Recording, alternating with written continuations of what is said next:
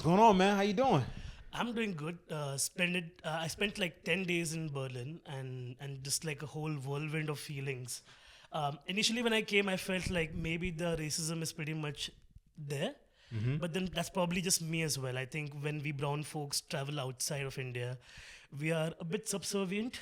Like there's a bit of colonial hangover, we say, in India. Like when a white man comes, immediately we're just like, "Sir, what do you want?" He could be the poorest white man from any part of the world, but then we put them on a pedestal. Wow. And that same treatment is not given to us when we go abroad, right? So I was going through all these emotions, feeling homesick within 2 days actually. And my mom was like, "Just shut up and enjoy yourself." Like this has been like a lifelong dream for me to travel to Europe, and I'm 32 now, and 10 years into comedy, and this is like something I've really wished for, and I'm here. So I'm just like happy that I think that's the word, you know. Yeah. So this is your first country you've been in Europe. Yeah, Germany is the first time here, and then Netherlands is next, where I go to do the Utrecht Comedy Festival, and then Amsterdam, of course. You can't not go to Amsterdam. Oh yeah, you got to. I mean, yeah. Yeah. As a Indian stoner, I've dreamed about this. Yeah. So yeah, and then like I remember a lot of people from Europe would come to India to smoke pot as well, right? There was a hippie trail they would follow Yeah. back in the 60s and 70s from Afghanistan. It would start like it would cover Turkey, Afghanistan, then come through in Pakistan, India, Right. then go to Bangkok, Thailand. So like the hippies would just cover all of this like hitchhiking or on foot, and like basically smoke all the pot in all these areas, right? So Afghanistan has great hash, Pakistan has great kush, India has great weed, Thailand has good weed. So it was like just like getting high throughout the entire thing. Wow, bro. Yeah. That's okay. That's crazy. Because with Europe and like the East, it's always been linked in some interesting ways. I would say, Yeah. such as getting high. And Because even the Beatles came to India and stayed for a while, in the north, and they basically were just doing all the pot over there. And back in the day, it was pretty much sold openly, much like how it is in other progressive countries. Like you could just get hash, and we have something called bhang, which is spelled Bhaang, and it's like a plant derivative. Like it's not exactly the bud. Yeah. It's the leaves and the stems that they crush together and make like a ball out of it. And during the Holi festival, I don't know if you've heard of it. Yeah, holy HOLI, the right? Festival of Colors. Yeah. People pretty much like put it in milk and drink it, and they just get blasted. Like you have to drink at least 2 glasses to get the effect of one joint, but you'll see like grown ass men just giggling, sitting on the floor, like women also, children also. It's a great vibe. Wow. Why not smoke it? You gotta drink two glasses of milk to get high. That is Exactly, yeah. It's the earliest form of edibles, I believe, wow. back in India, yeah. What a terrible edible. I ain't gonna lie to you. You gotta drink. Maybe I'm lactose intolerant. That's why. Exactly. Yeah. So they have something called thandai, which is not exactly milk, but it's like you put a little bit of like flavoring in there, and then you churn it and you make it like a milkshake almost. Oh, okay, yeah. okay. So I know it's disgusting to just drink it straight up, but then like sometimes people just put the entire ball in their mouth. And during Holi, you can just go to a shop and get it from anywhere. They all have that ball available. Wow. So the legality of pot is very weird in India still. It's like people know everybody consumes, like it's like a matter of fact thing. And even if you get caught, like it's not that big a sentence that you lose your life or whatever. You can get out on bail as well, or you can just like say that, hey, I'm an addict, can you forgive me? I'll go through a correction facility, and then you get out and you do more pot essentially. And then that's that, yeah. Yeah. I've been caught a couple of times back home, but then I've always played the humble card that, sir, I have had my past trauma is forcing me to smoke pot, and the cops have been like, yeah, I understand, it's terrible out there, and they've let me go actually. Wow, really? A small bribe, of course. You can't yeah. That- In Indian currency, quite cheap actually. Oh, okay, so Yeah. it's cheap to bribe. Yeah, but then there was this one actor who died like a couple of years ago, Sushant Singh Rajput. He was like a big actor on the rise, and then he, killed himself. He hung himself, and then the whole Bollywood industry basically was blown apart because until then there was a reverence. Like everybody looked up to actors. If you've heard of Shah Rukh Khan or like Aishwarya Rai, they're all like gods for Indians because a country of 1.4 billion, when somebody makes it big internationally, we put them on a pedestal. But when this guy died, like the entire scene was blown apart. Like, oh, there's cocaine, there's pot, there's all these drugs that Bollywood industry people are consuming. It's a vile industry, and became like much of a spectacle on the news channels. So then the cops kind of like started fucking attacking everybody, like raining down on any kind of peddlers and everything. My friends got caught and they had to give a lot of money to get off. So it got very crazy. Oh, and then there's also these young kids in certain towns like Bangalore in the south of India. And they'll just they're doing vox pop on the streets of Bangalore saying, hey, what do you prefer, hash or weed? And I'm like, the point of smoking it is like you smoke it and you tell each other and then Right. you shut the fuck up. Don't tell everybody. Don't tell people about it and shit. Yeah, That's and then- crazy. So now, like, I was in Bangalore doing my tour, and I was just like smoking a cigarette on the streets, and I put my cigarette out. Immediately, two cops appear. Like, it's almost as if they were waiting for me, and they come and empty my entire bag to check if I have any pot on me.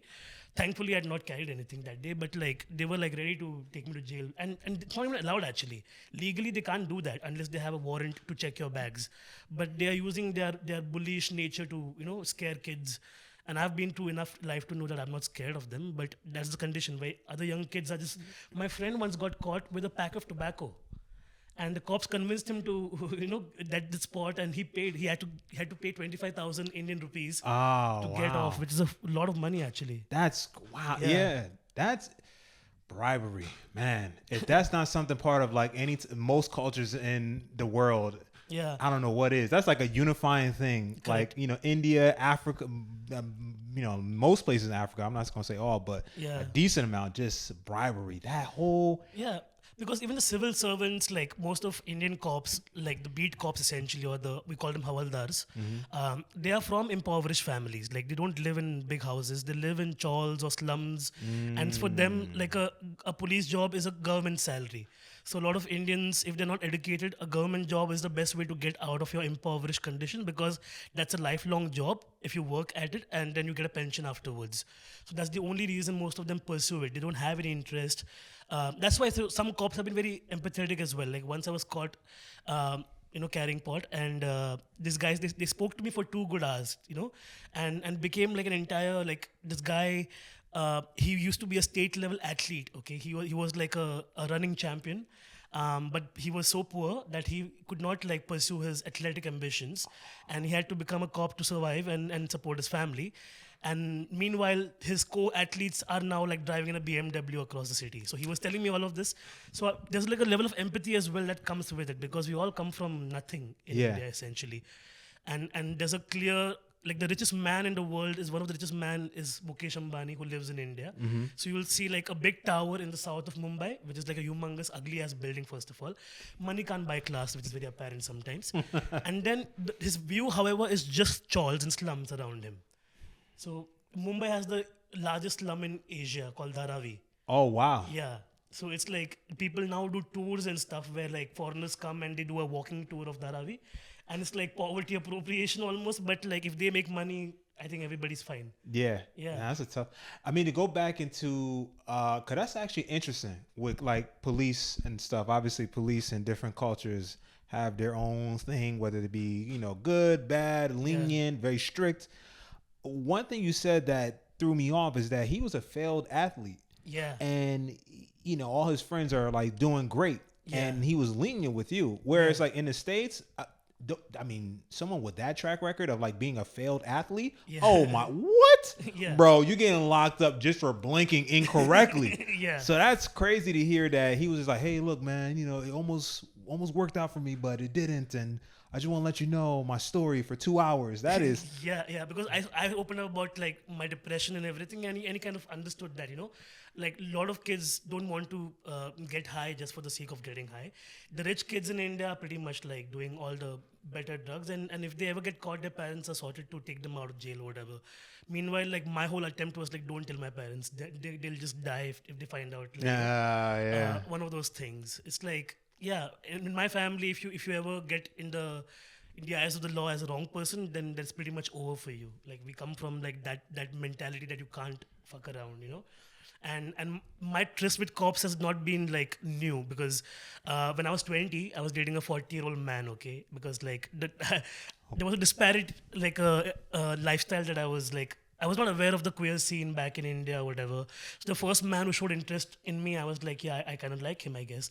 And he was a merchant navy guy, so he had like traveled the world. So I was very much like in awe of the fact that he'd seen so much. So and then like, but then he would never take me to like a hotel or whatever to hook up. It was always in his car, sometimes weirdly.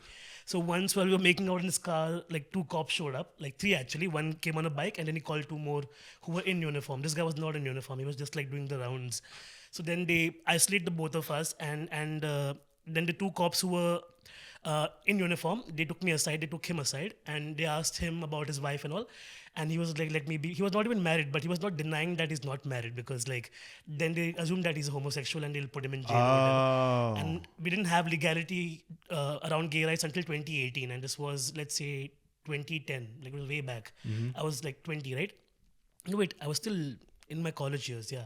So then the other two cops are like, "You look like you're from a good household. Why would you do this? Let's do a medical test and everything." And I'm like, "I've done nothing wrong, sir. I've done nothing wrong." And then one of them, just like without thinking, because there was so much hate, like there was a visceral hate, he literally slapped me across my face. Like there was a jaw snapping fucking slap. And I was 20, right? I'm a kid. So I was like, "What the fuck? Why you beat me up?" Yeah. And he was like, if I ever see you again in these areas, trust me, I'll kill you types. Like it was just like, fuck right off. And then I had like 1,000 rupees in my wallet. I had to give the money to him. And then by this time, people who are living nearby have come out of their houses. It's become a whole scene. And I'm just like, I didn't break down though. I was like, no matter what happens, I'm not crying, because I'm not in the wrong. Because if you go to Mumbai, you'll see so many places which are near the ocean. There'll be like all these straight couples making out. And I think free love is okay, but like when it comes to queer couples, it was very much like toxic, right? So that day, I remember I walked from that point to the station to catch a train, and I was so pissed off, man. I was like, fuck this, I'm gonna talk about this even more so. Yeah. Like I'm gonna get on stage now, and I just like finished my college years, right? I'm like, I'm gonna do something, I'm gonna write, I'm gonna do something, but I'm gonna address this. There's no more hiding. If this is the way they treat us when we are living our honest lives quietly, then imagine what it would be like to just not be happy. Yeah. And I can't not be happy. So yeah, by the time I was 22, I'd hit the open mic, and my first open mic is where I actually came out. Like I realized, because I watched Bill Hicks when I was young, and that was my routine. I would get high after work, and I would travel like 1 hour to my home, and I would listen to old Bill Hicks albums or like watch his specials on YouTube. And I'm like, man, this guy in the 80s spoke about drugs, about sex, about religion, and all of this was taboo back then, but he's doing it, so why can't I do it? So the only thing that I knew honestly was like, you know what, I want to talk about being queer without being judged. And that was my first mic. Yeah. Wow. So yeah, that's how I came out publicly actually. Damn. Yeah. Okay. Because I mean, there's a lot to unpack there. It is. I mean, it's multi-layered, I would say, given that with Indian, well, I'm not gonna say Indian culture. Let me say, based on the Constitution, I was told to me by Arno, right, of like freedom of speech being very restrictive, and how they're kind of heavy-handed with, if you say the wrong thing, something will happen to you. Correct. What gave you that confidence to like, or that fearfulness, like, of just saying that at the time when it happened? Like, I mean, you got slapped right across the face, so you saw the repercussions immediately. Yeah. All the things that came around it, and then you talked about it immediately. What gave you that, like? It was anger, a lot of suppressed anger. Like I grew up in a conservative Roman Catholic house. Like I'm the only boy, and I have two older sisters. So in India, like if you're a boy in a household, then you're the golden child. So I got the partial treatment as well, but also I was aware that all my family's hopes and dreams are going to rely on me, which I was not okay with, because I'm like, why can't I live? Why can't I? Because I was always a creative kid, and even in the church, I was doing dramatics, or I was emceeing events. So I was always that hyper talkative kid. But they pushed me into engineering to alleviate my family's poverty, essentially, right? So that's what I did. I spent my first 22 years making my family happy. And beyond that, I was like, now I need to be happy myself. And that anger was like very inbuilt. Plus, like when I was 13, 14, I would go to Bible camps. I would go to, church camps where they were pretty much like prepping me to become a priest. Like I told my mom, like, and my mom was like, yeah, if God wants the sacrifice, or if he wants my son to become a priest, then so be it. We'll sacrifice the idea of you marrying and having a child. Because again, my father's side, I'm the only son. So I was supposed to be the one carrying the name forward, right? But all of that went out of the window once I came out. So it was like I knew that I was going to disappoint them, but I could not live under that, delusion that this is my life, Mm-hmm. And I remember my mom, I told her the first time I came out to her, and it was like I must have done a bunch of shows, and now the media was talking to me. So there were newspaper journalists who were like, "Hey, you're one of those first few queer comics. What's up with that?" So I was giving press junkets, but like my family had no idea, right? So it was very scary, and then I finally just had to go and tell my mother. And my mom actually told me about a story from our family where one of my cousins, he got married, had a child, and then he was part of this weird cult of men who were having orgies, and his wife found out, and then she basically just lost her marbles. She went insane because something that, imagine your lifelong partner is lying and then fucking men behind your back. Yeah. That can have like a ramification, right? So she went insane, and I told my mom, like, would Wow. you ever want that to happen to me? Imagine I go on, ruin 3 lives, mine, a woman's, and then the child we have as well. If we have a child, these 3 lives are forever just tarnished because of like one lie. So that was like one of the awakenings that my mother also understood. So it took them like I think 5 years to even wrap their heads around the fact, and then I introduced my partner, and then it was even more drama after that. So yeah, so I took all of this trauma and I released a special on YouTube called The Good Child, because I was the good child until I was not. Yeah. And good is also a slang for gay in India. Good means jaggery. Really? Yeah, so if you're a little sweet, you're a jag, you're a bit of a, how I don't know how to explain this, but like how they say faggot, Yeah. or how they say, there's so many different.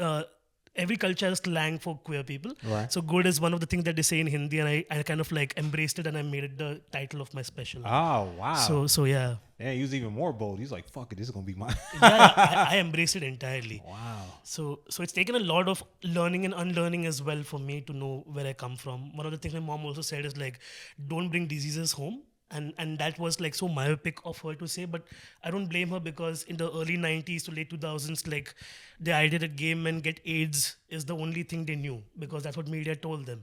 So for them to like unlearn that, and for me to be patient with them also was very important. And I always say, like, to every queer kid, because I put out videos and so many young, like 16-year-old, 17-year-old queer kids, be non-binary, trans, pansexual, they all comment saying like, I'm in a very similar situation. If I come out, my family will kill me. What do I do? And I'm like, they won't kill you. Listen, first of all, I know sometimes honor killing also happens, but that's like a very knee-jerk reaction. I just feel that if you take time to come out to yourself, then your family also needs some time to come out to themselves, right? So it's like you have to meet them halfway. You can't be like, tomorrow I'm coming out and you have to be on board. It's never going to be. So I think that was one of the important learnings that I had, and I've always told younger kids that, like, don't rush into it. Get a job, get financial stability, and then once you are feeling that you can now, even if they throw you out, you can survive, only then come out. You don't have to rush it. But thankfully now, like the millennials, like my generation and above, like still like in the 40s, now they're having kids, and when their kids are coming out, they're pretty accepting, because of like, now in pop culture we saw Elton John or Freddie Mercury when we were growing up. Ellen DeGeneres came out, right? So the kids who grew up in the 90s were pretty much aware of Western culture. So to this day, the argument always becomes that we can't have marriage equality in India because that's a Western concept. Whereas we had the Kama Sutra, where there were the people of all genders and orientations fucking each other already. Yeah. So it's like very convoluted, like much like everything else in my country. It's right. Like it's a jumble of legalities, but we somehow survive. It's like a cacophony of crazy. Yeah, I mean, India has been freaky for a long time. So I mean, it should, if anything, it should happen there first. Exactly. Let me do that. Okay, so that's a lot, and I'm curious, right? So there's a few things I want to ask. First is that, and I'm not familiar with Indian culture. I mean, I have some Indian friends.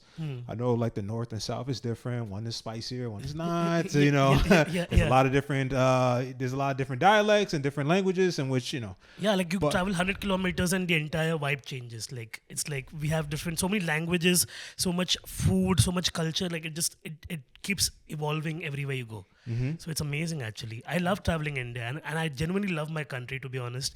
Like there's nothing like India. Like I've traveled around so much as well now. There's something about, and that's what people are like mesmerized by the country. But then you know how powers are sometimes. Like if the right wing wants to do certain things, they'll tarnish the image. Yeah, Yeah. So, question I have is about you growing up in a strong Catholic household. yeah, You hear most people to hear India to think about Hinduism, to think about maybe even the Muslim faith, correct. but the Catholicism is that how big is that in India? It is fairly big. Really? Because, yeah, yeah. Like there's 600 types of Christian sects in India. Like you have the Children of God, Jehovah's Witness, the Hebron Church. So it's like India had like multiple colonizers, right? Like not just the British. British came much later actually. The Portuguese first discovered India. This guy called Vasco da Gama, and he came and landed in Goa, and then like that was the south in the coastal region of India, and then the French came to the other coast.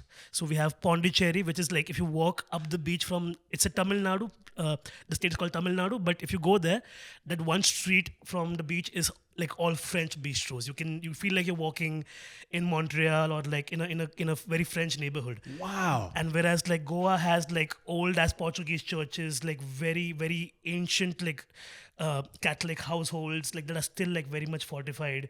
And then you travel up north, and then the culture changes. So the Muslims came from the north, then Hinduism spread from the east as well. Buddhism also came in. There's also Sikh religion. So there's several religions, and Catholicism is one of the biggest ones, to be honest. Like in Mumbai, actually, where I grew up, like the neighboring church has the third largest population of Catholics in the city. So that's like a lot of families. Like we had 2,000 Catholic families in that church. So Wow. it's fairly and but then there's also the understanding of, for example, my surname is Noronha, which is a Portuguese surname. So yeah, so Oh, what? exactly. Sorry. I know. I'm already my mind blown already. Portuguese again. American Yeah. education, but Yeah. you have a Portuguese last name. Yeah, so and from both sides, my mom's a De Souza, my father's a Noronha, and I'm a Noronha because of that. So you'll have the Fernandez, the Rodriguez, the De Costas, all the surnames you find in Latin America or in Portugal areas. We have all the surnames and In lot of- India? Yep. Wow. Yeah, and a lot of Goans, people who are from the Portuguese ancestry, they have dual passports. They have Goan Indian and they have a Portuguese passport. And for them to get out is very easy sometimes because they're like, yeah, my ancestry is Portuguese. So yeah, so that's part of it. Then so like so much has happened to our country because of like the natural resources, the food, the spices. Everybody wanted to like come and pillage some of us, and in the process they also fell in love with the country. So there was like we have a big Anglo community, which is Anglo-Indian. Basically means all the Britishers who came to live in India.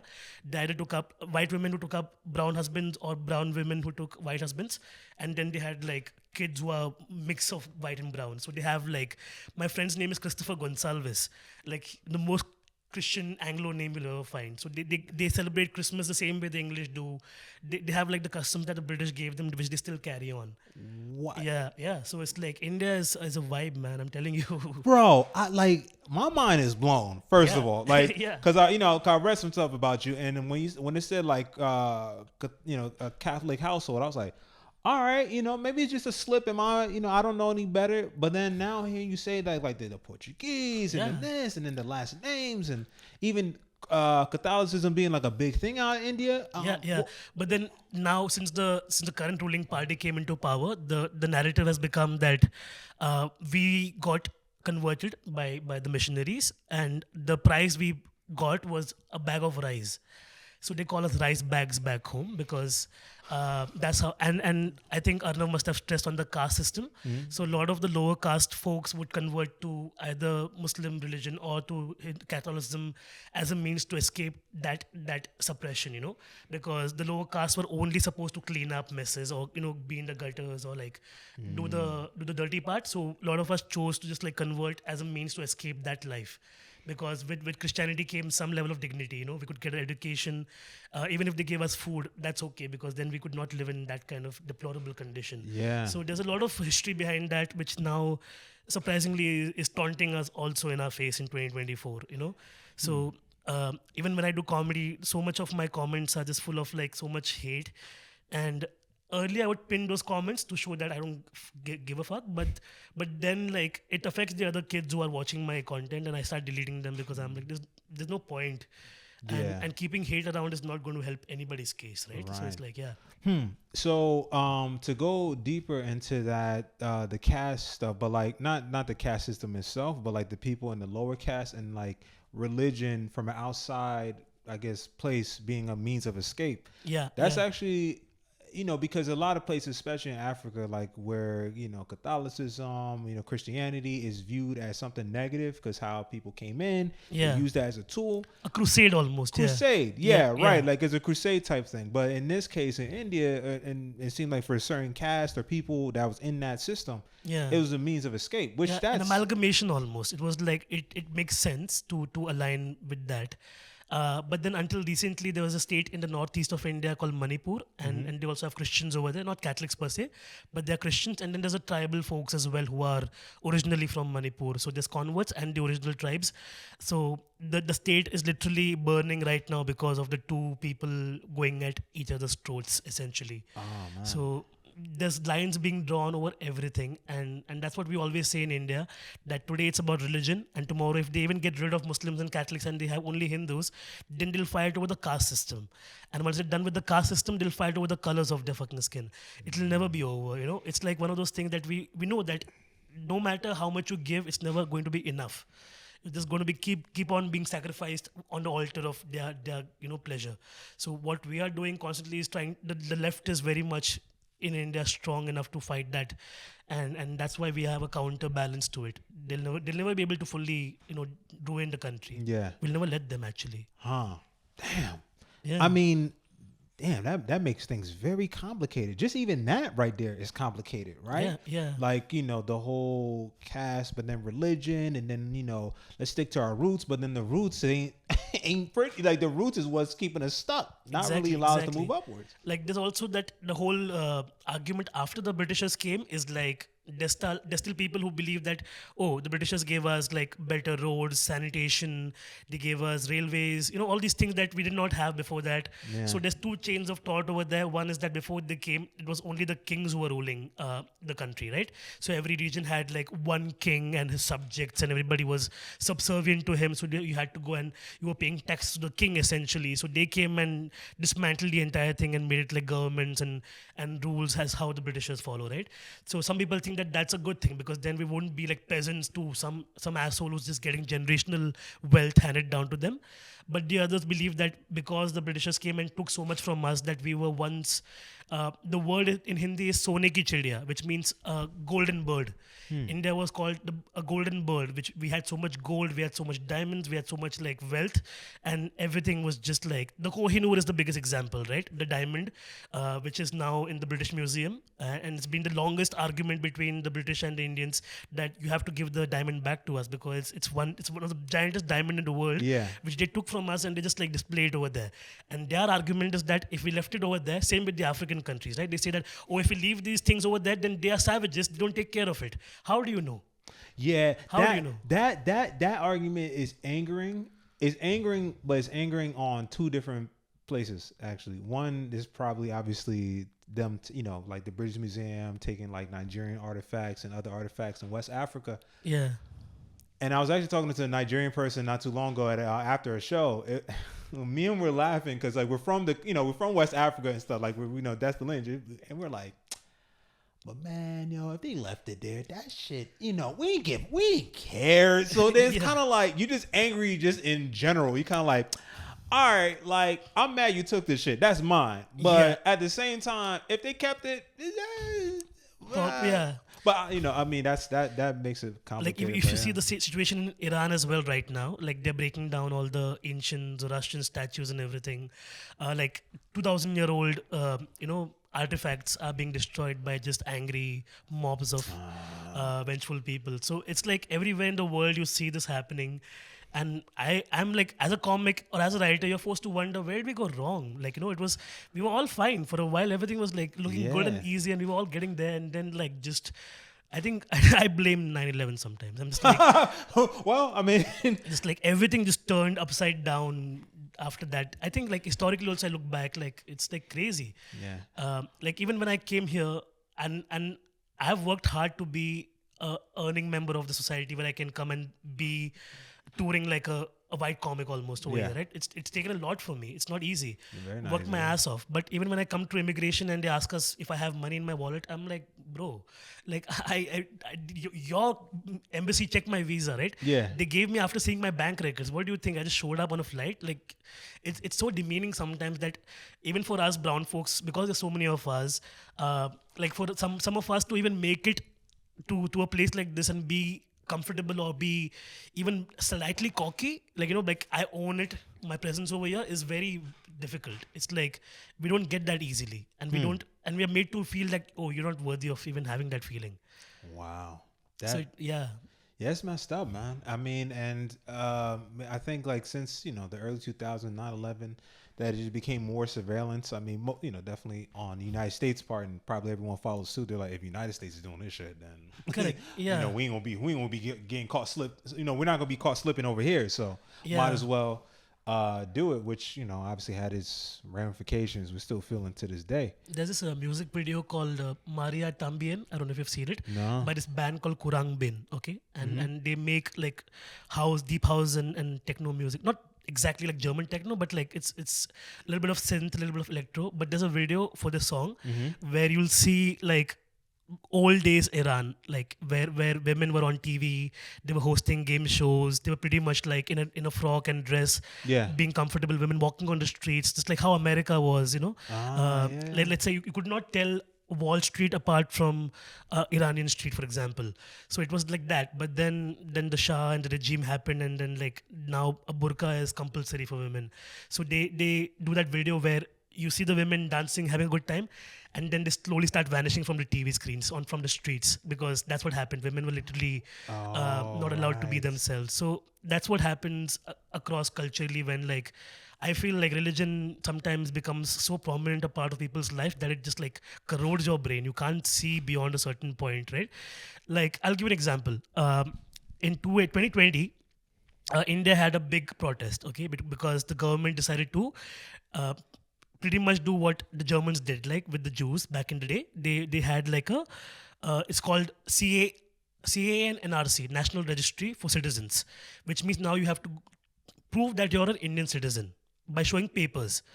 Now, India, as you know, since the British partition, has been very tricky because partition happened and the country was split in three parts. So there was India, Pakistan became another part, Right. and Bangladesh became another part. Yeah. So a lot of Bengali Muslims went to Bangladesh, East Pakistan back then, and a lot of Muslims from India escaped to Pakistan. A lot of Hindus from Pakistan escaped to India. So the history behind it is so brutal. I'm not even going to lie.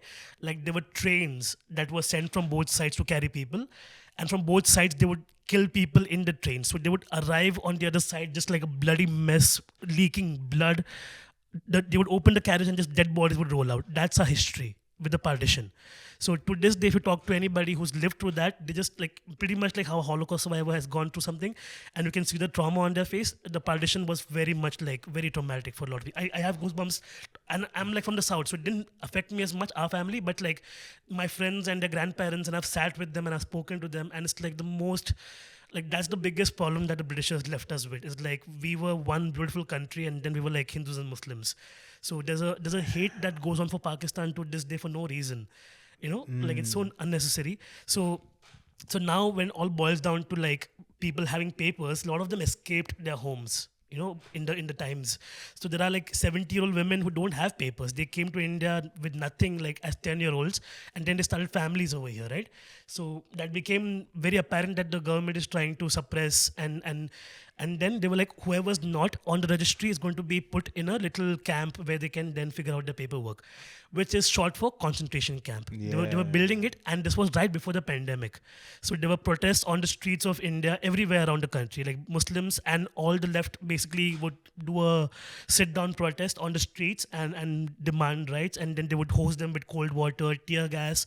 Like, you remember how the Black Lives Matter, that whole protest, very similar to what was happening in India.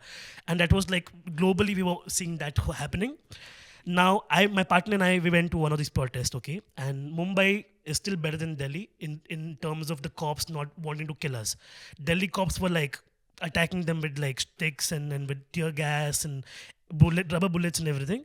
But Mumbai cops were very cooperative, and we went to a main square and we stood with our Muslim brethren. Now next week there was Mumbai Pride, okay, which is like attracts 25,000 people on the streets of Mumbai. Now when that happens, the Muslims are not supportive of our pride. So a lot of queer folks are like, then why should we support them? So that dichotomy also steps in, right? Like if you let religion dictate your belief system, then we are all just criminals to each other. Yeah. Otherwise, we can live happily, you know. But still, I have like a lot of Muslim friends, Hindu friends, or Buddhist friends who are very open with my story and they don't care about it.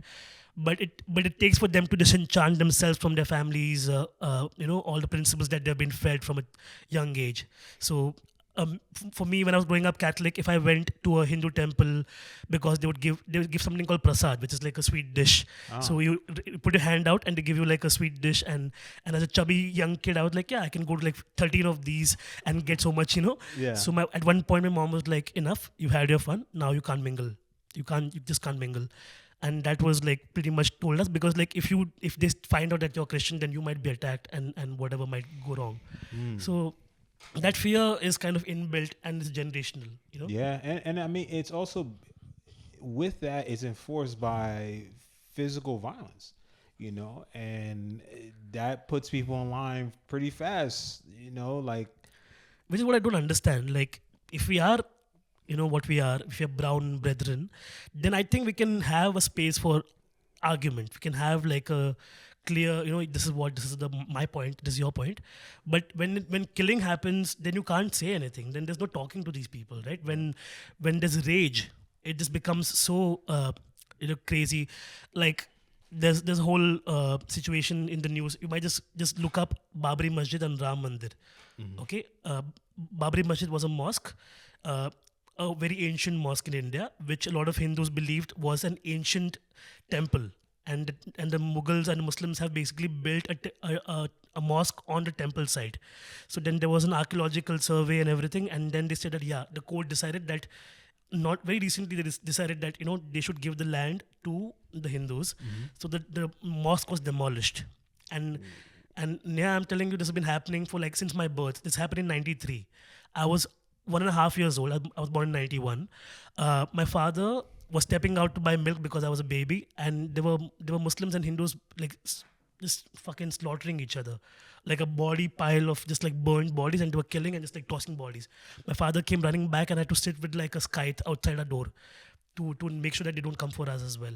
So we have lived through that. So now when I do comedy and when I address all of these things, despite not being able to say all of this, we do give subtle hints. That's all we have, because there's so much trauma that we have all kind of gone through collectively, that laughing about it is the only way we have now. And as I said, like one of the comics who went to jail, that became like the penultimate fuck you to us as well. Yeah. So now we can't even say anything in comedy, because then they'll find us and put us in jail either ways.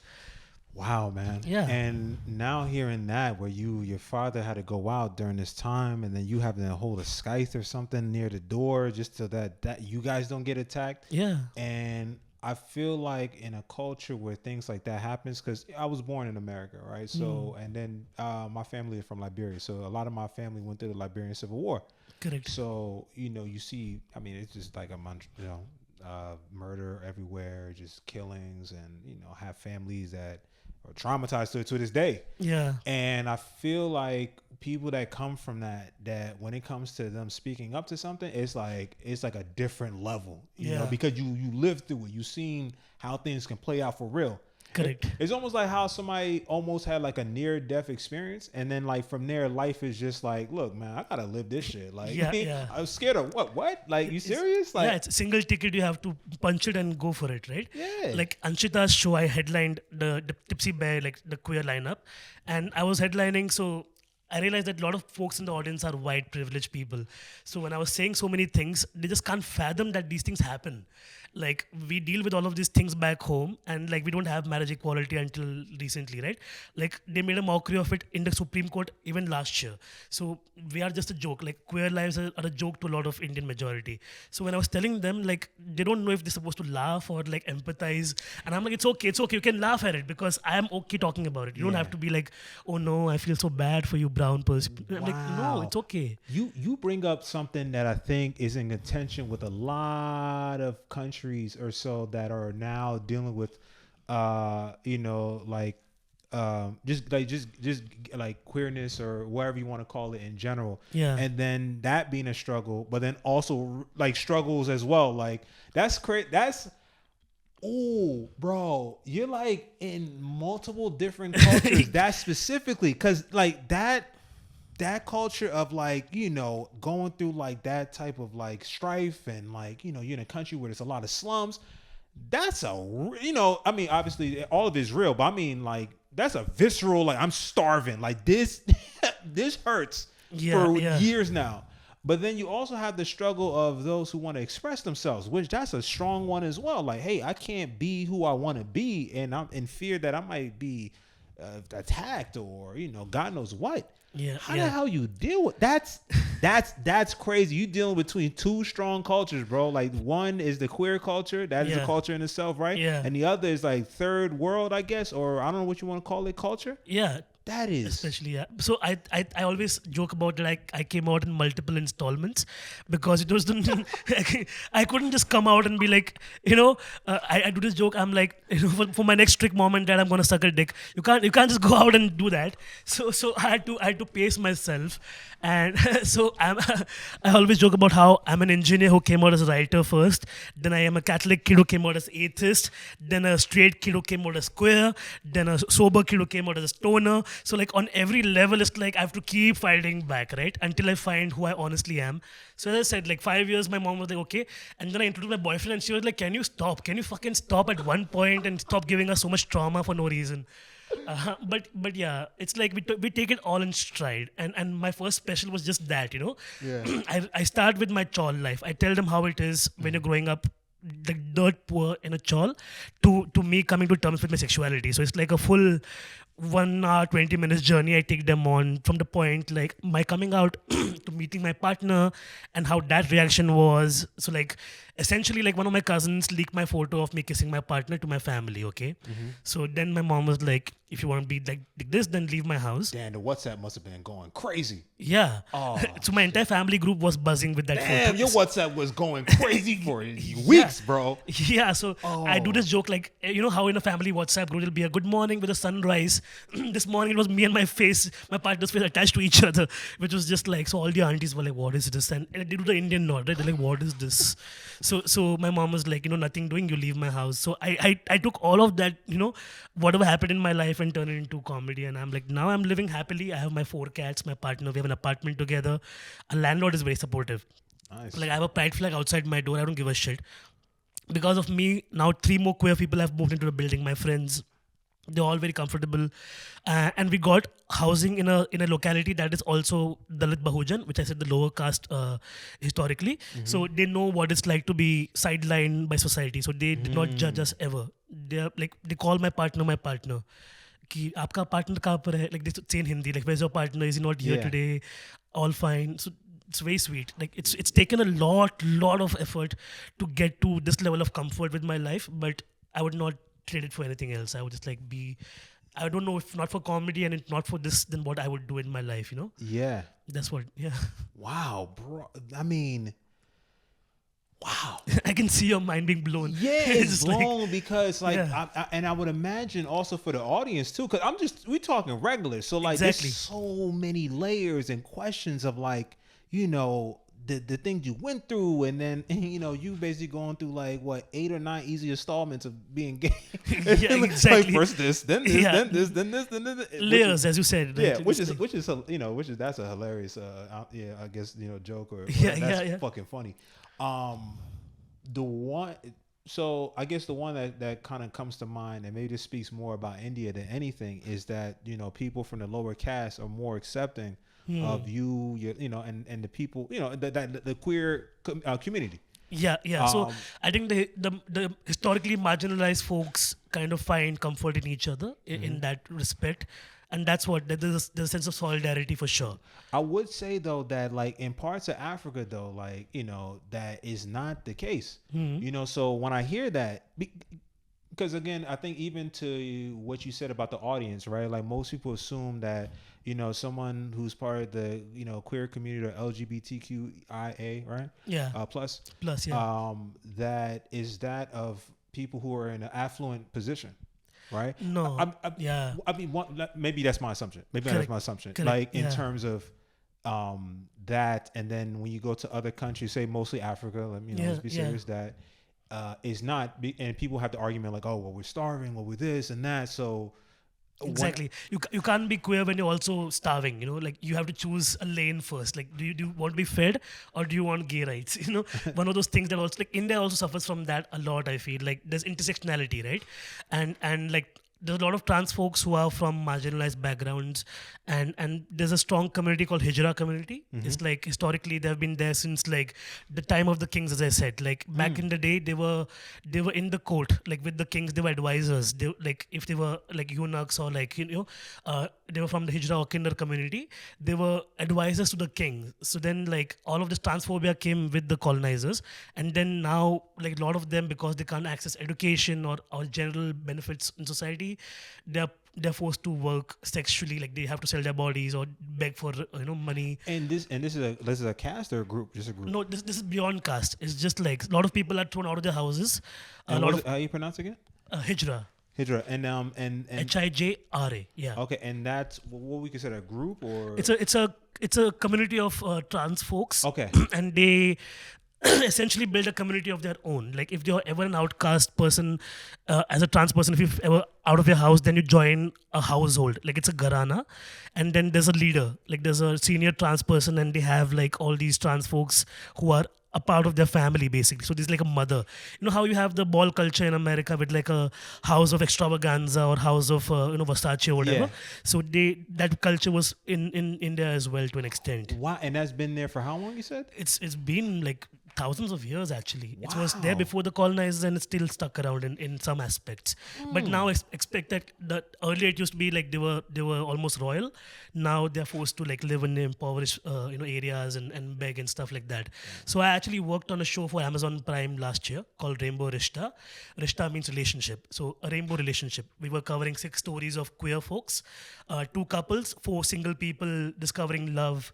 So there's a drag queen, there's 2 trans people, a gay couple and a lesbian couple, and a single gay man. So all of them dealing with different kind of situations in their life from different parts of the country as well. And even when I was shortlisting, I was casting and also writing for the show. So when we got the cast finally together, there were 2 trans folks, as I said. One grew up in my locality. So one grew up from the Chawls, came up like out of nothing. And the other comes from a privileged background. So even for us to get to witness that was very interesting. That not all queer people are from the same economic background, and everybody's journeys are different. Like the girl who we covered, her name is Trinetra. She's like an actor now, and she's a doctor and an actor, and she's like very much, she has like a lot of followers, and she's a role model for a lot of trans folks, right? So she was able to access surgery early on because like she had the know-how, and her family was a little well off, and she admits that like she got to be a teenage self only at the age of 19 or 20, whereas Daniela, my friend, she's still saving funds to have her bottom surgery. She's not fully transitioned. So, like the disparity becomes very apparent that within the queer community as well, we have different financial pockets. And that is universal almost, but like in India, it becomes glaringly obvious. Yeah. Like when you have access, how much your life is better and how much you can do. Whereas on the other side, you're just like on the fringes, Yeah, I mean that in itself adds a complexity that I never really thought about in terms of like the access to surgeries to help you transition from. Yeah, it's not cheap either. Like you have to travel mostly out of India to get better healthcare and everything, right? Yeah, I mean, it's like it's a serious surgery, and like obviously it's not like that's it done. There's like No, it's like 3 months of rest and recuperation with like 24-hour nurses on your case. So it's very difficult for a lot of people to access that. But then like with the recent Supreme Court verdicts, they have tried to make it better for trans folks. And I think like in any queer community, I think trans leaders are like the pioneers, because I always say that for me, my queerness is like unless I come out to people, they can't tell because I pretty much dress like a jock sometimes, you know. So I don't have like a visible queerness to me, which is my prerogative. I don't like to be in makeup or whatever. That's just my life, right? My partner, on the other hand, he does have color hair. He wears nail polish. Like he'll have like a bit of a bracelet or whatever. So he's queer in his own way. So expression wise, like so. But then there are a lot of trans men or trans women. For them, it becomes a visible barrier, right? So when they dress or like the opposite gender from the gender they assigned at birth, people attack them for just existing in those spaces. Like forget rights, forget finding love, finding joy, finding community. They're just like they can't walk on the streets without being ridiculed. So my pursuit has been like, fuck this, dude. I've tried my entire life to just make sense of what all of this is, and I find so much comfort with like LBT folks, lesbian, bi, and trans folks, is because, as I said, like trauma bonds us together, right? Yeah. So we are able to laugh, we're able to cry together, and I think we have built like a nice sense of community as well. Now India has like 2 trans comics, a few non-binary folks, pansexual comics, bisexual comics. So nice. I had to start like an open mic in the pandemic to connect them all together. And to this day, when I tour, all my opening acts are queer folks only. I'm sorry, straight people, you have enough stage time. And I'm not being. Oh damn. Yeah, it's not. I fuck with you. Yeah, it's not. Some people are like that's exclusionary, but I'm like, because there was never inclusion, then you can't be excluding somebody who was never included. You know what I'm saying? Like there's a guy in Kolkata in the east of India, and his name is Pokraj. He's a fan of mine who decided doing comedy as well. He does not get to go to other mics because then like you have these comics laughing behind the back, but the moment I step in, they shut the fuck up. They can't say shit when I'm there because they fear me almost because of how much I can say and control, not control, but like at least tell the producers that, hey, this is not fucking right, Yeah. Like I went to a mic recently in Delhi, and first open micer goes up and is like, there's this new disease called LGBT LMNOPQ. And I'm like, oh fuck, dude, here we go again. Like after all these years, and I'm sitting in the back of the room. He knows who I am. And then he leaves the room. I go to the producer. And I'm like, did you know what he said? Like there could be a trans kid in the room, and they'll feel like this because of this asshole. And I'm like, by all means, make a joke. We can make a joke. Like queer folks have taken jokes as well as done jokes for years, but crack a good fucking joke. Yeah, Just make a good fucking. I make fun of queer folks sometimes. Like we have extremities that I also make fun of, right? But be smart about it. Be at least understanding that there's a way of doing it. People just want to say things for the sake of saying things and be like, wow, I'm edgy now. No, you're not. So then the producer called that guy and he's like, do you know Navin's in the room? And he's like, I'm so sorry. I'm like, you're not sorry, really. Yeah, nah, if you really cared, then you wouldn't have even done that. Yeah, he's probably gonna do it again. Yeah. So yeah, which is unfortunate, but yeah. I still walk into rooms and deal with that. So that's why I have to create this space for queer comics, not because of anything else. If they see this all the time, and you've heard all my stories, so you know exactly how thick my skin is. I'm immune to this almost. I don't care. It's like some comics have also made fun in the past that, hey, if Navin, you were not gay, you wouldn't have any jokes. I'm like, bitch, I'm funny. That's why I'm doing comedy. I choose to talk about it as my prerogative. You can't tell me otherwise. And to be honest, that's a weak argument to have, given that in India the stakes are crazy high. Like you can get killed. Like so. Yeah, it's like if anything, that's a huge detriment. It's like based on my life. It's a risk I'm taking. Yeah. And how you move. Wow. All right. So one thing I've read and I think it's very impressive is that you've written a lot for a lot of different projects, including some projects by Vice, Amazon Prime, right? Correct. Yeah. So I guess with the Vice thing, how did that come about, like in terms of working with them and producing Vice was fairly new to India, and they were looking for queer inputs. Not many queer writers write openly about sex and all of that because, again, as I said, the judgment is so strong that they're never able to express themselves. And we've had historically queer writers. Like there's some great prose in Urdu as well as Hindi, like very old stories of queer lovers from back in the day. But kind of when Vice came to India, it was like very much they wanted someone to cover that aspect, and I had a friend who was already working there, so he said, hey, you want to just pitch in some ideas, and and I would just throw in like the most bizarre stories I would have. One of my most read articles on Vice, and by the way, the Vice is shutting down as we speak. They've Yeah, gone they still are bankrupt. shutting down. Yeah, so everything like it's like they all the people are like go woke, go broke. So they start making fun of Vice for that. But I think my article was the second most read in the Asia Pacific region, where I spoke about how some of the raunchiest hookups of my life have been in local trains of Mumbai, because like they pack like 1 million of us in one local train, and by all means, if there's like 1,000 men, they're gonna be 2 queer men at least, and then Based on the statistics. statistics. Yeah, it's simple math, and then you cross your eyes and your paths and everything, and then you try to make it to that guy, and then bit of handy action under the thing. So I'll send you the piece if you get a chance. Please read that. Yeah, that's hilarious though. It's like statistically speaking, it's Yeah. just a packed car full of dudes. Yeah, it's bound to. It's gonna happen. Yeah, A sweaty car, come on, it's gonna. Yeah, it's like Brokeback Mountain up in this bitch. So Brokeback Mountain, a portable Brokeback Mountain yeah, absolutely. train car. Oh, Except like in India, if you say cowboy, then it's literally a boy who worships a cow. It's not the other way around. Yeah. oh shit. So that's what like I've fucked like high court lawyers, like very influential people. Some people working with the government in the embassy. Like I've fucked influential people. Wow. There's queer folks everywhere in every pocket of society, living dual lives, lying to their wives. And here I am trying to be honest and do this, Damn, right? yo. So it's like, so I think Vice became like an outlet for me to just put all of this on thought. So I've written about paupers in India. Nobody wrote about paupers. I've spoken about fisting, about threesomes.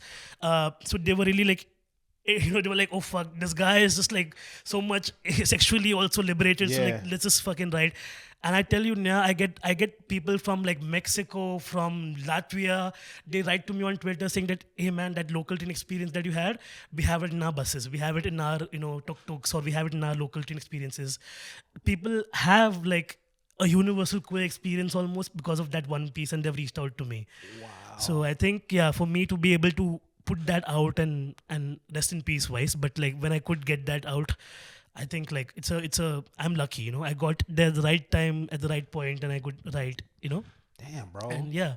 You probably know a lot of secrets, man. I Like, do. yeah. You basically like I don't know if you want. You're like almost like a gay spy, man. A gay spy, Like, yeah. you know some secrets. Exactly. I mean, but also too is, that could, wow. I never really. This is mind blowing too. Again, I'm mind blown. That dudes, because you basically seeing like something that a lot of people don't, and it kind of connects you in different ways to like different communities and cultures. Because a lot of people either try and shy away from it, or they just disapprove of it, or even just don't even see it. And for you, packed car, somebody's like, oh my gosh, it's hot. This is gonna be 3 hours from here to the other city. And for you probably just seeing like, beneath the surface, kind of like, oh, that guy in the corner side of that train, what? Cruising hotspot. For us, Yeah. That dude's searching for some eyes to connect on. Okay. Yeah, you can tell. It's actually like just so bizarre, and there's like industrialists in India who are like very influential, but some actor is his like is his housekeep, they're basically like fucking each other behind the wife's back, and I'm like, I know all of this dirt, but I just keep it to myself essentially. And like when the time is right, it'll all what is in the dark will come out in the light, as they say. Oh, So okay. I'm just like, I'm biding my time. You guys watch out. No, Yeah, and I told you so when you find out. Yo, when you step in the room, you be like, hey. Yeah. I'm just like, I've scouted it out, and this also happened once with me. And I'm like, this one guy I used to hook up with in Mumbai, right? And very influential family. Like they're like generationally wealthy, and they have like a chain of restaurants in Mumbai and everything. Their youngest son, queer as fuck, okay, but very much. So he studied abroad, so he's had a bit of like in the London area he's done some like skinky stuff. So his stuff was like he would like to get dressed, like he would dress up in a lingerie and then would like to be fucked like a woman. That was his thing, okay. And I'm not judging, because I'm like, everybody has their kinks or whatever. Right. So I'm beyond judgment. I'm fine with that. And if it's sex you want, I'll give it to you, right? And then I was walking on the streets of Mumbai again, like doing comedy shows from one spot to the other. And I see this guy like buying something in a shop.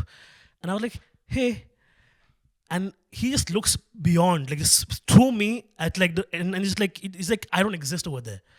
Like I'm not there at all. And my friend was with me. He's like, I thought you knew him, and I'm like, I thought so too. But then in that moment, he didn't want to acknowledge that hey, he knows a gay person. And I'm like, how by saying hi to me would you turn fucking queer, right? How is that fucking possible? So, and then later on, he messaged, I'm so sorry and all that. I'm like, you know what, your jig is up. If you ever come around saying, you know, you want to fuck with me again, I'm gonna fucking out you. I don't care. You pull this shit again with me, I don't fucking care. Yeah. No matter who you are. It's humiliating, right? Like when you want to be fucking pounded like a girl, you come to me to my house, and outside of that you don't recognize me. That's the bullshit, man. I fucking don't like it. Oh man, It's fucked up. I don't know why, but I feel the aggression. It's kind of how dare you, you fucking asshole. Yeah. Who the fuck do you think you are, bitch? Do you know I have a mic in my hand? Yo, I don't know why, but that sound like some gangster ass shit. Yo. Yeah, it's gay gangster. You know what I'm saying? Like that's what, like, I don't know who has this joke, but I'm like, imagine nothing's more gangster than taking a dick up your ass. To be honest, I'm sorry. If you can swallow cum and take a dick up your ass, you are gangster as fuck. Because guess what happens in jail? Breasties. You end up fucking somebody. Yeah, you become somebody's bitch. So I do this joke as well. Like if I'm a triple minority in India, right? I'm gay, Catholic, stoner. So when they find me, they'll fuck me 3 ways, and I'm like, I'm okay with that. That's how I like it. You know. So take my sorrows, turn into joy. Yeah. Oh shit, that is fucking hilarious. I'm glad we're able to laugh at the end of this podcast, at least because we started with so much trauma dump, you know. But like, I think it's all relevant. You understand where I'm coming from now. It's easier for me to be this blasé or nonchalant about it because like all of this has kind of like forged me into this person. Yeah. And I would like, as I said, like this is something that I really cherish because, and initially my parents were like, be careful, you know, you're saying all of these things. You never know, because when they saw that guy getting arrested, they were like, your days are numbered, you know. But then they saw like, then the ruling party got even more obnoxious. And then now my mom is like, you know what, screw them. Like you talk, you see, if they take us down, it's okay. Like now, like my area, which I grew up in, was very cordial. Like the Hindus and Muslims and Christians grew up very peacefully. But recently they started this whole rioting thing over there as well. Same day when the temple was being inaugurated, the one day they broke down and they built again. Yeah. They were being like just jingos on the street. They were just like going around. Wow. If a tempo had a Muslim name on it, they beat up the guys in the tempo, irrespective of religion. They were just like going out and very close to my house. And we never saw this while growing up. So it's getting like tense. So we also, and my father was in the hospital at the same time. So I'm basically like waiting at night, like again, you know, role reversal. Remember I told you my father used to watch out for me back in the day? Yeah. Now it was me watching out for him. It was like, it's like a generational fucking shit show. Yeah. and we're just like sitting over there like, yeah, let's hope this gets better in our lifetime. You know? So yeah. That's what India is right now. Wow, bro. I mean, I did not know, for one, all this about India, to be honest. You know, again, I could blame it on my Americanism. A lot of people don't know. And I don't blame you. It's not like for the lack of awareness, because the Prime Minister controls the media as well. Like if a media channel is even a little bit critical of him, he just buys the shares. Like he has all these like the big businessmen, Ambani, Adani, and I can say this, I don't care, because even if they come for me, everybody knows this truth, that like they basically have so much money that they can just buy the media house and then they change the narrative entirely. Like this, the editor-in-chief is fired. There was one channel called NDTV and they were still holding strong, okay? They were still independent and they were like, no, we can't let this happen. All the senior journalists, they did a raid against them, like IRS raids, like income tax happened and they were all like digging into their accounts from way back. If they've ever done something shady, they'll all, you know, like they went deep into their accounts and their personal lives to get it out, you know? So it's very dirty, very dirty. So they can play those games and then they don't expect us to fight back ever. Like Adani is like hated in Australia. I was touring Australia 4 years ago and everywhere I went, like there was like fuck Adani posts everywhere. Australians just like hate this guy. And I was like, what happened? And I did some research and this guy has essentially single-handedly ruined the Great Barrier Reef. Like a lot of mining, lot of like sand mining or whatever happens in the barrier reef. This guy has so much money that he's single-handedly, like just Google this. If you're reading this, even if you're watching this, please look it up. Like this guy is a criminal. He's ruined the remember, it's a coral Reef. How did he ruin all of it? Like most a of lot it? of it. A lot of it just like bleached white because of his fucking Oh, that's involvement. him? Yep. Cause I seen those pictures. Yeah, it's like very sad. You see the before and after? Yeah. That's him. Yeah, that's him. Oh yeah, fuck So, that guy. Australia, please, Australians hate him, and rightfully so. It's like evil. And then like recently there was a case against him as well, where like there was a international study done on his businesses, and so much of it is just like, where did this money come from? You know, how did this happen? Like just like people who are like the guy who controls the cricket BCCI, the cricket League of India. That guy is the home minister's son. That guy has no idea about cricket, but because he's the home minister's son, he just became influential, and now he pulls in like a salary in crores, while we are still pretty much living hand to mouth. So that is what, in a nutshell, India is. India is very complex, man. Yeah, and yep. even with what you said about it, I think it's obviously it's important because people have preconceived notions about India. Again, like I didn't even know about the Catholic thing. That's like a small piece, which is crazy because it's a big population. The Catholic, Catholic, Christian or whatever.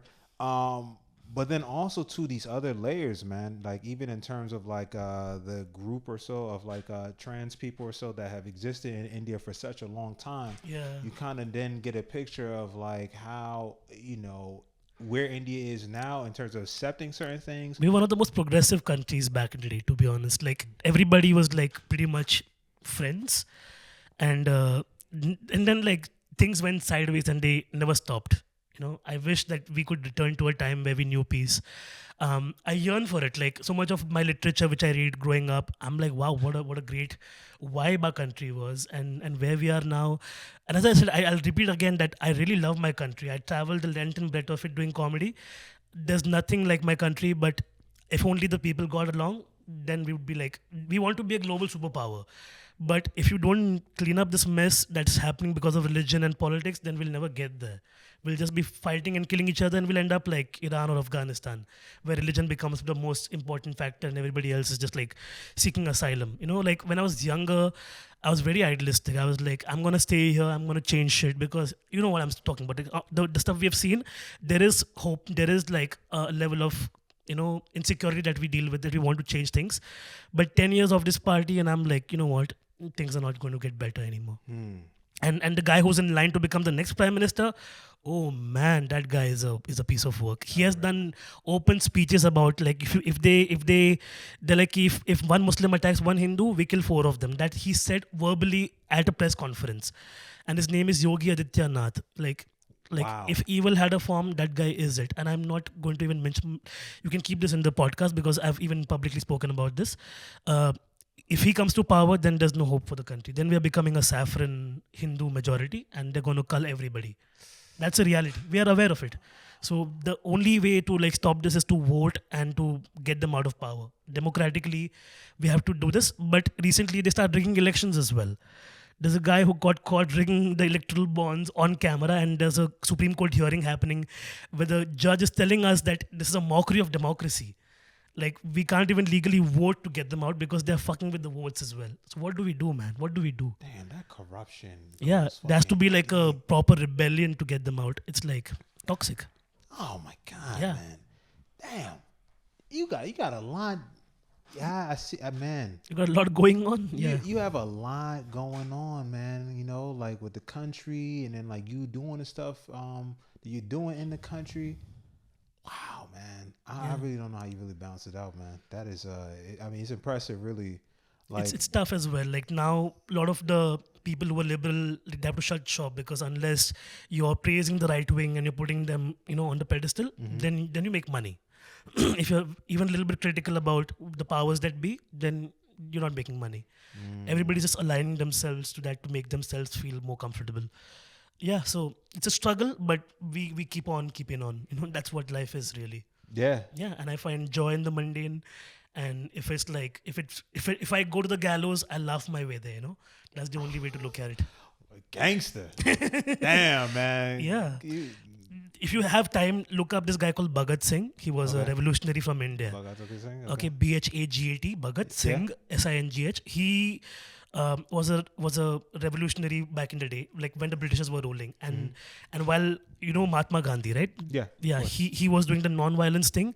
These guys were like pretty much like, you know what, will fuck you up very much where you live. Like they were like, their movement was a slap on the Britishers' face essentially. So him and his two companions, and most of them were like either gunned down or him. They were like basically hung to death at like 23. The guy died at 23 near because of the revolution that he believed in. So when you see our history, also there's all these people who have fought and died for their causes, but they have created like a niche. You know what I'm saying? Yeah. So we have inspirations, we have role models for sure. Man, Yeah. damn, yo. India got a lot going on, man. It has a very vibrant country, great food, great people, but then there are issues that we're also figuring out, and I won't say it's hunky dory, but like as long as we are there, we'll try our best to make sure that we all try and at least make some peace, in our lifetime. Yeah. Because now my nephews and nieces are growing up. I would like to have them see a better world, at least, if not like ecologically, at least socio-politically, because we are pretty much, even our rivers and our oceans are very much gone, and they don't care about like recycling as much. So all of these are like very tertiary issues. Our primary stuff only isn't sorted right now. Do you understand that? Like, It's a lot. Yeah, it's like layers and layers over upon layers, things. like where do we start and where do we finish? Yeah. Where do you start? Where do you finish? And then and then like, how do you live through that all? How do you express yourself through that all too? Yeah. So I see why you very focused into the pocket that you're in, because it's like, yo, bro, you gotta pay. It's too much shit. Like, you go crazy. Yeah, if I don't put this in words, then I'll just like obsess over it and just drive myself nuts, right? I can't do this anymore. So then comedy becomes like, I call it like free therapy almost, because I can just get on stage and, express myself to an extent. And it's been amazing. I think if anything, I have that one little thing. And it's like, that's the last true free speech bastion we have left in the country. No matter what happens, even if they're cracking down. And now if you go to certain venues, you have to sign like a undertaking that whatever I say is only me. You cannot attack the venue or the owners or promoters. I take full responsibility for my words. Wow. And we're like, yeah, sure. Bro, okay. Yeah. Can you imagine? I'm now nervous to do comedy out there in India. I mean, don't get me wrong, I take the responsibility, but to put it in writing, it's like, oh. Yeah, you won't have to go through it because you don't have to live in India. But I think you should have definitely come down and check it out for yourself. Like, Okay. whatever I told you, I'll take you to Dharavi. I'll take you to the biggest slums if you want to. I'll show you around, like, exactly, like, it's like a utopia and dystopia sometimes kind of like coexisting, but it is something. It's a vibe, and you have to witness it for yourself. Like, as I'm speaking to you, I'm also like discovering these layers because like, even my train journey from Colon to here was with a white American guy, and he had no idea about the caste system or like the justices or the injustices rather. So I find that like, if nothing, then my job as a comic or as a traveling comedian could be just that little bit of insight that I can give to the world. Like, come and take a flavor of the country and understand that we are a whole, a melee of like vibes and cultures and everything, but like we are still figuring it out. We are still a baby country essentially, right? Like our independence is like still not too long ago, like 70 years almost, right? So we're still getting there. Wow. But then Churchill had said this very ironically, Winston Churchill, before he was leaving India, the Britishers. He's like, once we have left, then they will start fighting amongst themselves and create a mess. And that's precisely what happened. Like, it's like, damn it, you're right. You white fucking person, you were right. Like, yeah.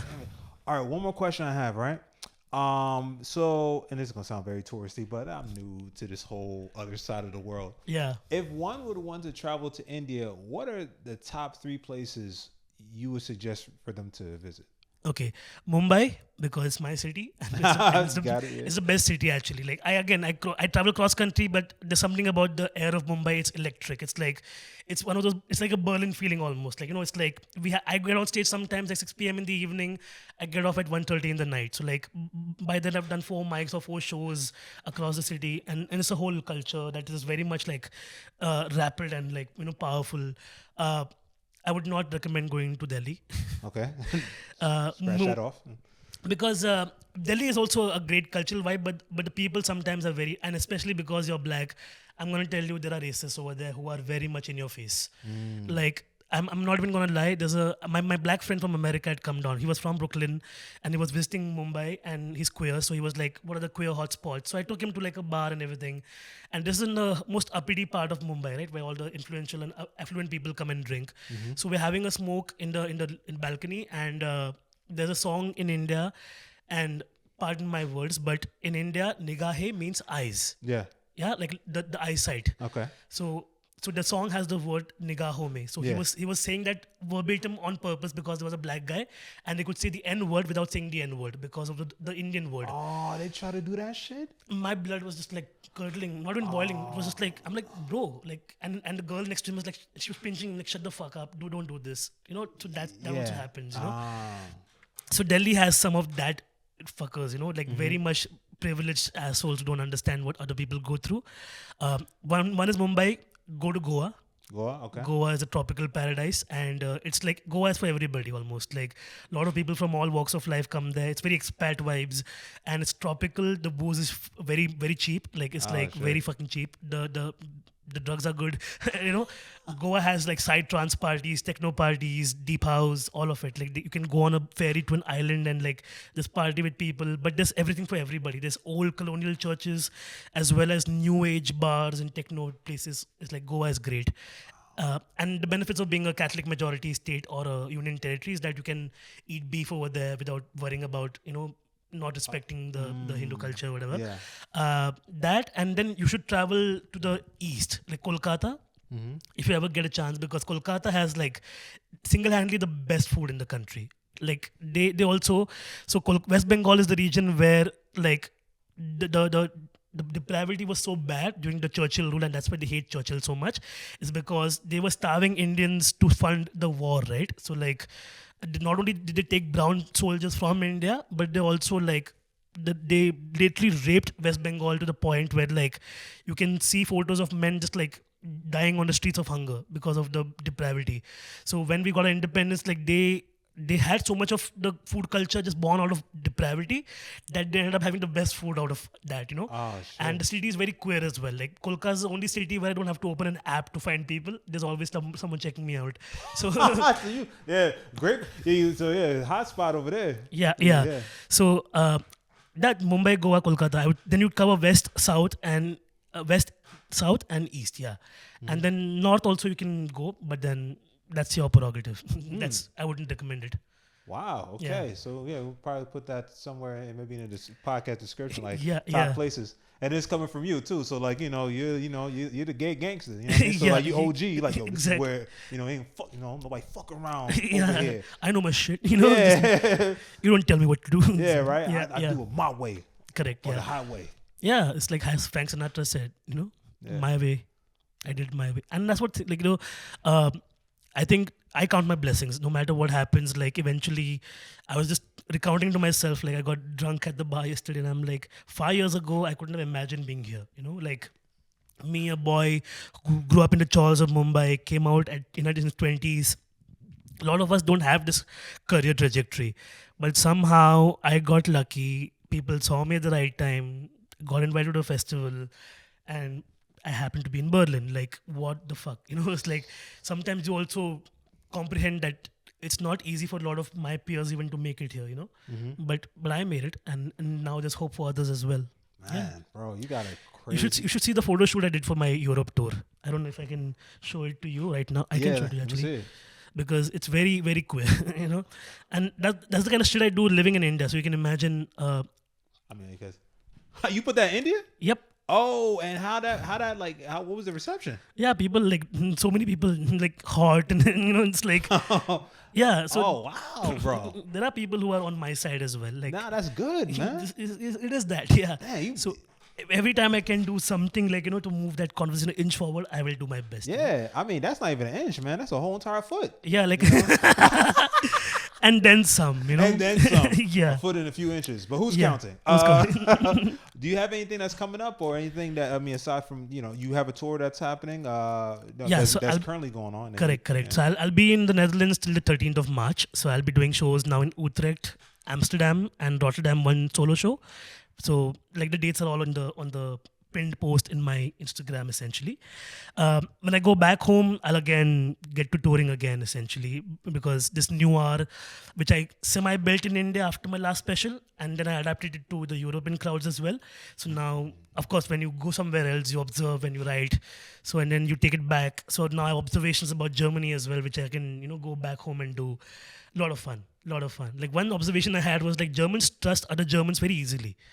Like I was at the airport at Cairo coming to the flight, right, to Berlin. And this one blonde lady just kept her bag with other blonde people and went to the bathroom. If it was India, that would never happen. Like not only would they steal the luggage, they would come to the bathroom and take your fucking pants as well. So it's like one of those things. Like you find like the cultures at odds and you find humor in that. Yeah. So I'll go back, get back to touring again. As I said, why she's shutting down? So I don't know. Like one of my side incomes is gone. Yeah. So Oh, it's scary, but also it's a challenge. I'll always be up for a challenge. Yeah. nice. And if you want to tell the people your socials, where they can find you. Yeah, I'm House of Noronha everywhere. House by HOUSEOF, NORONHA. Yeah, rhymes with Corona, I always say. It's a, as I said, Portuguese surname. And one interesting fact I learned about the Noronhas is like because everybody likes to look at the ancestry where they come from, right? Yeah. I'm like, where are the Noronhas from? And there's an island called Island of Noronhas off the coast of Brazil, where they would send all their criminals, all their evil, fucked up people would go to the island of Noronhas. I'm like, that tracks. That makes all the sense because, yeah, back home, I'm also pretty much a criminal. Oh, So that's what I'm saying. But yeah, I just find everything supremely hilarious in hindsight, the way things pan out, right? yeah. I think if you find humor in all of this, then there's one way of just like adjusting and not giving up hope. Like, because I always think like at 17, I was like very suicidal because of all the aspects I told you about, like growing up in a Catholic household, not being able to come out, not being able to write. Like my life was like, I was telling my classmates that I'm done. And surprisingly, I read a Sidney Sheldon novel. Like, I didn't read any of his fiction work. I read his autobiography first, where the other side of me, essentially. And he was going through the same phase. At 17, he wanted to kill himself. And that's how he starts the book. Wow. Like, he was working at a drugstore at 17, so he had access to sleeping pills. And he was like, I'm going to check out because I don't want to live anymore. And then I read the book and I'm like, if he made it, then I also have hope. And then I did not kill myself. Yeah. And this is like, now I'm 32. So like, let's say 15 years hence, I'm glad I did not do that. I'm glad that I pulled through. Hell yeah, bro. Yeah. I mean, shit, for all the information you have and what you went through, I mean, it's giving people, even just me sitting here with you, just learning a lot about India, the queer community. I don't know if that's the best way to call it. LGBTQI. Queer covers it. Like we have taken queer and made it as embraced as ourselves. Okay. Because queer was a English term which was like, as I said, good is in India or queer is like in the English area. Mm-hmm. But then we just love embracing whatever we are called.